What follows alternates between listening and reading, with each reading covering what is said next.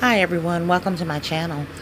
This is a vase that I got from the Dollar Tree, and I decided to make a tower gift with it. So I added the Bali passion fruit soap there, as well as the rose body lotion and the facial scrub. I also added a bath steamer to it. I inserted cardstock into that vase with the decorative Valentine pattern and added a pretzel stick and some other candy in the heart there. Now this is the teeny bopper box, which I talked about in my last video, so make sure you go back and watch that video as well. I wrapped this one with the ribbon and added the flower to the front for decorative purposes.